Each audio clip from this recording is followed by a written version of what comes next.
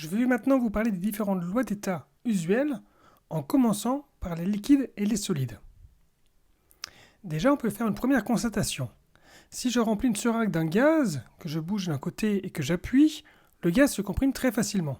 Au contraire, si je mets un liquide comme de l'eau par exemple, on constate que je vais avoir beaucoup de mal à le comprimer. Donc en première approximation, les liquides sont incompressibles, le volume est constant. Si je prends 1 litre d'eau, globalement, même si la température et la pression augmentent, son volume restera toujours plus ou moins 1 litre. Cependant, cette approximation n'est pas toujours pertinente, en fonction du cas considéré par exemple. Prenons l'exemple d'un thermomètre à mercure. À gauche, on va s'intéresser précisément aux variations du volume du mercure contenu dans le thermomètre en fonction de la température. Et c'est ça qui va permettre de déterminer la température qu'il fait dehors. Ou au contraire, à droite, par exemple, ici, ce sont des rails de chemin de fer, des rails en fer, qui se sont dilatés avec la température, puisque cette variation, même faible proportionnellement, sur des rails aussi longs que ça, peut avoir des conséquences terribles ici si c'est mal pris en compte.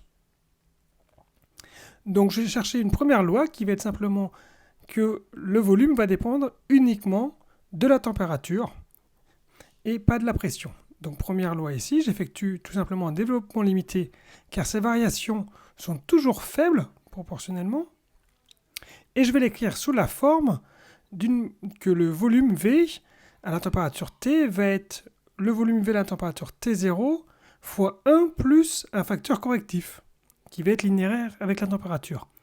Et on va voir apparaître un coefficient alpha qui est le coefficient de dilatation isobar. Comment le volume varie proportionnellement avec la température à pression constante. C'est une échelle de température moins 1 avec l'unité standard, le Kelvin moins 1. On voit ici des valeurs relativement faibles. Par exemple, lorsque on augmente de 1 degré la température, on va avoir que le volume va augmenter de 1 plus 35 10-6. Donc ça va être extrêmement faible comme dilatation. Mais j'ai aussi une dépendance en pression. On l'a vu par exemple lorsque je mets de l'eau dans une seringue et que j'appuie, c'est extrêmement dur, mais je vais toujours pouvoir comprimer le liquide. Donc cette fois-ci, mon développement limité, je vais prendre en compte la température et la pression. Donc il y a un développement limité par rapport aux deux variables.